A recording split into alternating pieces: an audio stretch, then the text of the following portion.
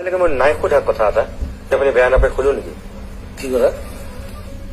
আপুনি কেতিয়াবাই বিয়া পাতিছে আপোনাৰ সংসাৰ বহা নাই কিয় অকলেই ভাল অকলেই ভাল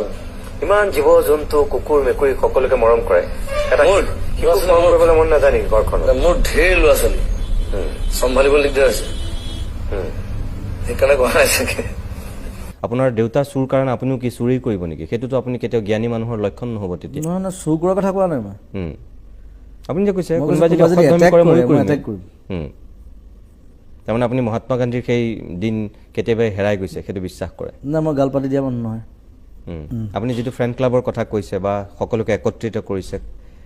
মই আপোনাক তাৰ কাৰণে শুভেচ্ছা জনাইছোঁ ধন্যবাদো জনাইছোঁ তাৰপিছতো মই আপোনাক এনেকুৱাকৈ ক'ম সেই মানুহখিনিৰ মাজত তিনিটা শ্ৰেণী আছে এক শুভাকাংক্ষী দুই অনুৰাগী তিনি চামচা চামচা মোৰ কোনো নাই মিছা কথা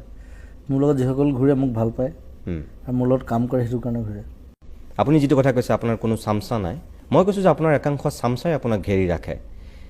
অনুৰাগীয়ে অনুৰাগী নাভাবো আপুনি নাভাবে কিন্তু অসমৰ মানুহে ভাবে তেনেকৈ মই কোনোবাই কিয় যদি কৈছোঁ চামচাগিৰি কৰিব বিচাৰে সেইটো তাৰ দুখ মোৰ দুখ নহয়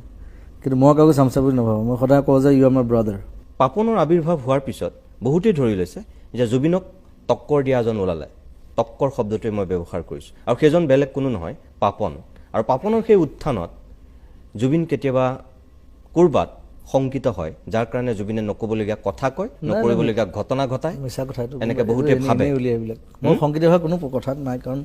মোৰ 25 বছৰ হ'ল পাপন অকল 5 বছৰ হৈছে গতিকে মই কেলেই তাৰ লগত প্ৰতিযোগিতাত বুলি ভাবিম মই বহুত আগতে আহিলোঁ